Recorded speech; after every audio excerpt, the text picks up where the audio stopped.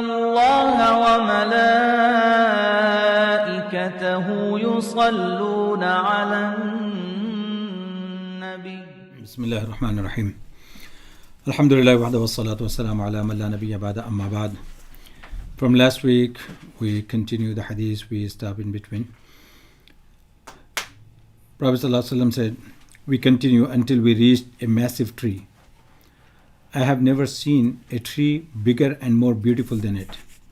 They said to me, climb up. We climbed it and came to a city made of alternating gold and silver bricks. We came to the door of the city and requested permission for it to be opened. It was opened for us and we entered. We were met by some people, half of whose body was the most beautiful you have ever seen, and the other half was the ugliest you have ever seen. The two men with me said to them, go and jump into that river. There was a wide flowing river whose water was exceedingly white. They went and jumped into it. They then returned to us, and their ugliness had completely vanished and their appearance was most beautiful. The two said to me, this is the garden of the Eden and this is your home. I raised my eyes and saw a palace like a white cloud. They said to me, this is your home. I said to them, may Allah bless you too. Allow me to enter it. They said, not at present, but you will enter it. I said to them, I saw some astonishing sights tonight, but what is the meaning of all that I have seen? They replied, we will tell you. The first person you came upon whose head was being crushed with a rock was a person who memorized the Quran but then abandoned reciting and practicing upon it, and slept through the compulsory salah. The person whose mouth, nostril, and eyes was being cut, until his nape, was one who would leave his home in the morning and tell lies, which is spread widely. As for the naked men and women who were in an oven-like structure, they were adulterers and adulteresses. As for the man who came upon swimming in the river and was made to swallow a stone, he used to consume interest, usury. As for the man with a repulsive appearance, who was kindling a fire, running around it, he is Malik, the guard of hell. The tall man in the garden was Ibrahim alayhi salam, and the children who were around him were those infants who passed away on fitra, the natural disposition. The narration of Al-Barqani has born in the natural state. One of the Sahaba radiallahu anhum asked, O Messenger of Allah, what about the children of the polytheists? The Messenger of Allah sallallahu alaihi wasallam replied, the children of the polytheists as well. The people, half of those whose body were beautiful and the other half ugly, were those who indulged in both good and evil deeds. Allah pardon them. Another narration has, at night I saw a dream in which two men came to me and took me to the blessed land. He then narrated further and said, we continued and came upon a hole like an oven. Its top was narrow and bottom was wide, and beneath it a fire was being kindled. When the flames rose, those in it also rose until they almost came out of it. And when the flames subsided, they returned into it. In it were naked men and women. This narration continues until we came to a river of blood. In the middle of the river, a man was standing, while another was standing on the bank of the river with many stones next to him. When the man in the river came forward and tried to get out, the man on the bank would throw a stone in his mouth, causing him to return to where he had been. Each time he tried to get out, he would throw a stone into his mouth, causing him to return where he had been. This narration continues.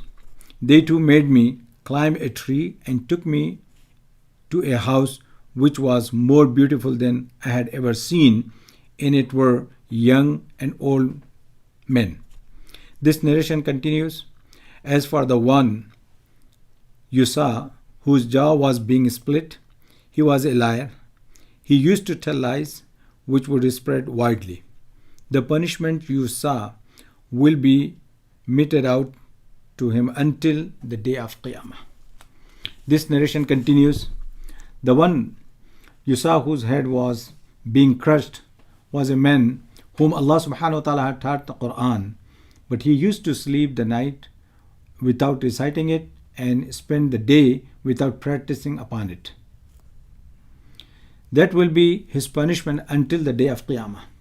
The first house that you have entered was the house of the general believers.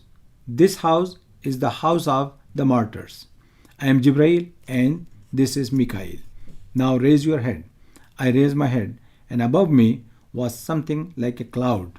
They said, this is your house. I said, allow me to enter my house. They said, you still have a life which you have not yet completed. Once it is complete, you will come to your house. Bukhari.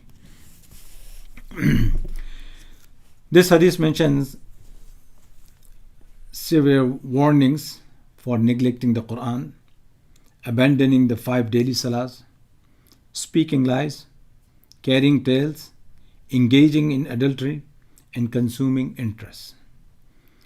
The person who neglected reciting and practicing upon the Quran will be severely punished because, after being blessed with the most honorable of bounties, he abandoned it. The adulterer and adulteresses would be punished naked because they exposed their private parts before others. The consumers of interest will swim in blood because he was like a parasite who devoured the blood of people in distress, just as the throwing of the rock into his mouth and his swimming to the other side is worthless. Similar is the case with interest. The usurer thinks that his money will increase, whereas Allah Azza wa Jal removes all blessings from it. We should remember a few things here. The punishments in the hereafter will match their crime. The punishments in the hereafter will match their crime. The Messenger of Allah sallallahu alaihi wasallam and the martyrs enjoy a lofty status. The punishment in hell and the bounties of paradise are realities in which there is no doubt. The Messenger of Allah sallallahu alaihi wasallam was shown certain matters of the hereafter so that he could encourage his ummah to take heed. The children of non-Muslims will be like the children of Muslims in the hereafter. It is commendable for the Imam to turn to his congregation after the Fajr Salah. It is commendable for the Imam to ask his congregation about their dreams. It is best that the one who interprets dream does so in the early portion of the day, early portion of the morning. Chapter 261, Babu Ma Yajuzu min al-Kadhib. Chapter on the type of lies that are lawful. اعلم أن الكذب وإن كان أصله محرما فيجوز في بعض الأحوال بشروط قد أوضحتها في كتاب الأذكار ومختصر ذلك.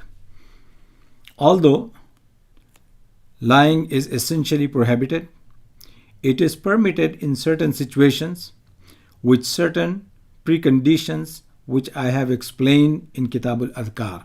And then he says, ومختصر ذلك أن الكلام وسيلة إلى المقاصد فَكُلُّ مَقْصُودٍ مَحْمُودٍ يُمْكِنُ تَحْصِيلُهُ بِغَيْرِ الْكَذِبِ يَحْرُمُ الْكَذِبُ فِيهِ وَإِن لَمْ يُمْكِنْ تَحْصِيلُهُ إِلَّا بِالْكَذِبِ جَازَ الْكَذِبُ.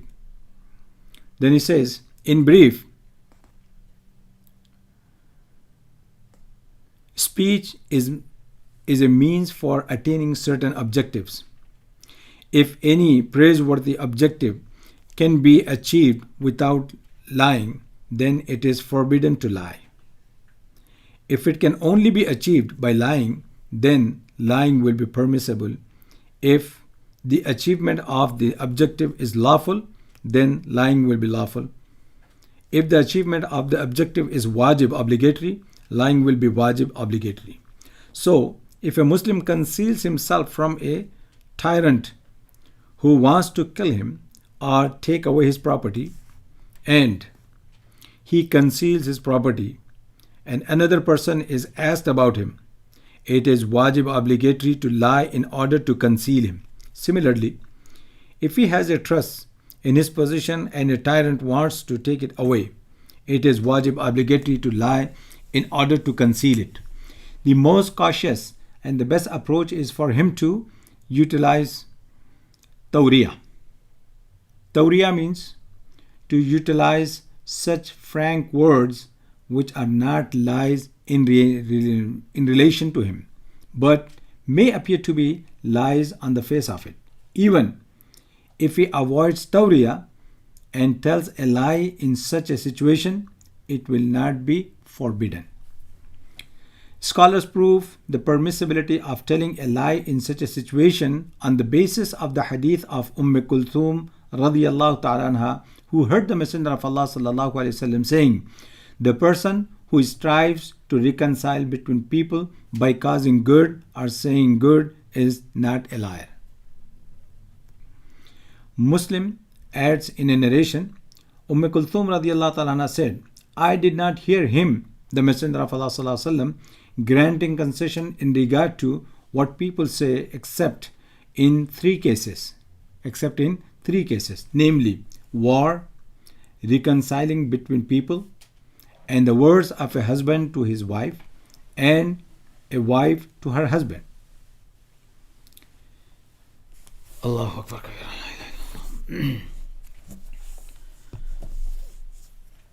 علامہ نووی رحمۃ اللہ علیہ یہاں سے بات فرماتے ہیں، بعض جھوٹ کی وہ صورتیں جو جائز ہیں اس کو یہاں سے بیان کیا ہے. فرماتے ہیں کہ اچھی طرح جان لینا چاہیے کہ جھوٹ اصل میں تو یقیناً حرام ہے، تاہم بعض صورتوں میں چند شرطوں کے ساتھ جھوٹ بولنا جائز ہو جاتا ہے. فرماتے ہیں جس کو میں نے کتاب الاذکار میں ذکر کیا ہے، اس کا خلاصہ یہ ہے کہ بات چیت مقاصد حاصل کرنے کا ذریعہ ہے. یہ پہلے جو ہے نا ایک تمہید کے طور پر، اصول کے طور پر بات بیان فرماتے ہیں کہ بات چیت مقاصد حاصل کرنے کا ذریعہ ہے. بس ہر وہ مقصود جو اچھا ہو اور اسے بغیر جھوٹ بولے حاصل کرنا ممکن ہے تو اس میں جھوٹ بولنا حرام ہے. اور اگر جھوٹ بولنا جائز ہے، پھر اس مقصود کا حاصل کرنا اگر مباح ہے تو جھوٹ بولنا بھی صرف مباح ہی ہوگا، اور اگر مقصود واجب ہے تو جھوٹ بولنا واجب ہوگا. بس جب کوئی مسلمان کسی ظالم سے چھپ گیا جو اس کو قتل کرنا چاہتا ہے یا مال لینا چاہتا ہے، اور اس نے مال کو چھپا دیا اور کسی سے اس کے بارے میں پوچھا گیا، تو اس کے چھپانے کے ساتھ جھوٹ بولنا واجب ہے. یعنی کسی نے پوچھا کہ بھائی تم جانتے ہو کہاں یہ بندہ، اور وہ اس کو جھوٹ یعنی ظلماً قتل کرنا چاہتا ہے، تو ایسے وہ جھوٹ بولنا لازم ہے اس آدمی پر. یہ نہیں کہ بھائی سچ بولوں کہ بھائی مجھے پتہ ہے کہ بھائی یہاں چھپا ہوا ہے میں بتا دوں، نہیں. اسی طرح اگر اس کے پاس کوئی امانت ہے اور کوئی ظالم اسے لینے کا ارادہ کرے تو اسے چھپانا واجب ہے. اس قسم کے تمام معاملات میں زیادہ محتاط طریقہ توریہ اختیار کرے. توریہ کا مطلب یہ ہوتا ہے کہ دو معنی بات کرے، دو معنی اس کے اندر نکلتے ہوں، جس کا ایک ظاہری مفہوم ہو اور ایک باطنی. اپنی گفتگو سے صحیح مقصود کی نیت کرے اور اس کی طرف نسبت کرنے میں وہ جھوٹا نہ ہو، اگرچہ ظاہری الفاظ میں اور اس چیز کی طرف نسبت کرنے میں جسے مخاطب سمجھے وہ جھوٹا ہے. اور اگر توریہ کے بجائے صرف جھوٹ ہی بولے تب بھی اس قسم کی حالت میں جھوٹ بولنا حرام نہیں ہے. اس قسم کے حالات میں جھوٹ بولنے کے جائز ہونے میں علماء نے حضرت کلثوم رضی اللہ تعالیٰ عنہ کی روایت سے استدلال کیا ہے. اب یہ جو ہے انشاءاللہ یہاں پہ حضرت کلثوم رضی اللہ عنہ کی روایت ہے. وہ روایت کیا ہے؟ حضرت ام کلثوم رضی اللہ عنہ سے روایت ہے، وہ کہتی ہیں کہ میں نے رسول اللہ صلی اللہ علیہ وسلم کو فرماتے سنا کہ وہ شخص جھوٹا نہیں ہے جو لوگوں کے درمیان صلح کراتا ہے، بس وہ بھلائی کی بات پہنچاتا ہے یا بھلائی کی بات کہتا ہے۔ اور مسلم شریف کی روایت میں زائد ہے کہ حضرت ام کلثوم رضی اللہ عنہ فرماتی ہیں کہ میں نے نبی کریم صلی اللہ علیہ وسلم کو سوائے 3 موقعوں کے لوگوں کی گفتگو سے متعلق رخصت دیتے ہوئے نہیں سنا۔ نمبر 1 جنگ، نمبر 2 لوگوں پر صلح کرانے میں، نمبر 3 مرد کا اپنی بیوی سے اور بیوی کا اپنے خاوند سے بات کرنے میں۔ یعنی یہاں پہ اللہ کے رسول صلی اللہ علیہ وسلم سے یہ جو بات بتائی گئی ہے، حضرت ام کلثوم رضی اللہ تعالیٰ فرماتی ہیں کہ بھائی اگر 2 آدمیوں کے درمیان لڑائی ہو جائے تو تیسرا آدمی ایسی بات کر سکتا ہے کہ ان دونوں کو ملانے کے لیے، کہ 2 گروپس ایسے ہیں کہ ان کے اندر صلح دوستی کرانا ہے، تو ان کے لیے بات ایسی کر سکتا ہے کہ کسی کے پاس جا کر یوں کہے کہ بھائی ایک پارٹی کے پاس جا کر وہ یوں کہتا ہے کہ وہ تمہارے بارے میں تو بہت اچھی باتیں کرتے ہیں، تمہارے بارے میں بہت خیر خواہ ہیں تمہارے، وہ اس طریقے سے باتیں کرے، اگرچہ وہ بات ایسی نہیں ہے لیکن اس کی اجازت ہے اس بات کی۔ اور دوسری پارٹی کے پاس آ کے کہے کہ وہ پارٹی تمہارے بارے میں بہت اچھے خیالات رکھتی ہے، بہت نیک گمان رکھتی ہے، اس طریقے سے یہ اس کی اجازت ہے۔ اور یہ جو ہے نا دوست آپس میں ایک دوسرے کی تعریف کر کے ان کو ملایا جاتا ہے، ان کو قریب کیا جاتا ہے۔ اور جنگ کے موقع پر بھی جو ہے نا میدان جنگ میں ایسی بات کی جائے جس سے مسلمانوں کی طاقت اور قوت کا اظہار ہو اور اپنے لشکر کا حوصلہ بڑھتا ہو اور دشمنوں کی کمزوری کی بات ہو، تو ایسی چیزیں جو ہے یہ کر سکتے ہیں۔ مثال کے طور پر آپ اپنی فوج کو یوں کہیں کہ بھائی ہماری تعداد تو بہت زیادہ ہے اور دشمن تو اس کے مقابلے میں کچھ بھی نہیں ہے، اس کی حیثیت ہی نہیں ہے، نہ اس کے پاس ہتھیار ہے نہ اس کے پاس یہ ہے، اور آپ کہیں کہ بھائی ہمارے پاس ایسے ایسے ہتھیار ہیں کہ ہم یوں کر دیں گے یوں کر دیں گے، یہ چیز جو ہے نا جنگ کے موقع پر اللہ کے رسول صلی اللہ علیہ وسلم نے اس کی اجازت دی ہے۔ اسی طریقے سے میاں بیوی کا یا بیوی کا میاں سے جو ہے نا اب اتنے زیادہ پیار و محبت کا اظہار کرنا جو حقیقت کے خلاف ہو، یہ اس کی بھی اجازت ہے۔ اور اس کا مقصد صرف یہ ہے کہ بھئی آپس میں محبت میں اضافہ ہو۔ اب یہ چیز ایسی ہے کہ اس کو کوئی لوگ جو ہے ذریعہ بنا کر یہ نہ کرنے لگ جائیں کہ بھئی بات بات میں جھوٹ بولنے لگ جائیں، کوئی بات پوچھی گئی اس کو جھوٹ بولنا ہے، جہاں پہ جھوٹ کی ضرورت نہیں اس کو بھی جھوٹ بولنا ہے، یا یہ کہ معاملات کے معاملے میں کہ بھئی کوئی چیز خریدی گئی آپ نے کہا نہیں خریدی، یا نہیں خریدی اور آپ نے کہا خرید لی، یا کسی کو پیسے دے دیے آپ کہا نہیں دیے دے دے، یعنی مطلب یہ ہے کہ اس طرح کے جو معاملات ہیں ان کے اندر کی بات نہیں ہو رہی ہے۔ یہاں جو ہے آپس میں ایک دوسرے کی مثال کے طور پر آپ کہیں کہ بھائی کھانا بہت اچھا بنا ہے، اب آپ کہیں کہ بھائی کھانا آپ کو پسند نہیں آ رہا ہے لیکن اس کے باوجود آپ کہتے ہیں کہ بھائی آج کھانا بہت اچھا بنا ہے، تو یہ کیوں کہ محبت بڑھنے کے لیے، فیملی کو جو دل خوش کرنے کے لیے۔ اور کبھی آپ دیکھتے ہیں کہ بھئی وہ بہت تھکی ہوئی اور کبھی ایسا ہوتا ہے معاملہ کہ بھئی اس کے باوجود گھر کی ذمہ داریاں نبھائی جا رہی ہیں اور پکوان وغیرہ کیا جا رہا ہے، اور اس وقت آپ کو کھانا جو ہے نا اچھا نہیں لگتا کسی وجہ سے، تو ایسے موقع پر تعریف کر کے آپ ان کے دل کو خوش کر دیں تو اس سے جو ہے نا بڑا حوصلہ ملتا ہے۔ اسی طریقے سے آپ نے دیکھا کہ بھئی میاں جو ہے نا باہر سے آئے تھکان بہت ہے، ایسے موقع پر آپ کو ایسا جملہ بول دیں کہ بھئی انسان کا دل خوش ہو جائے، اگرچہ وہ جملہ اس موقع پر خلاف واقعہ ہو تب بھی، لیکن یہ ہے کہ اس کو ذہن میں رکھیں کہ معاملات وغیرہ سے تعلق نہ ہو ایسے جملوں کا، ان چیزوں کا انشاءاللہ۔ اور اللہ تبارک و تعالیٰ سے دعا ہے کہ اللہ تبارک و تعالیٰ مجھے اور آپ کو تمام مسلمانوں کو ان احادیث پر عمل کرنے کی توفیق عطا فرمائے۔ واخر دعوانا الحمدللہ رب العالمین۔ السلام علیکم و رحمۃ اللہ وبرکاتہ۔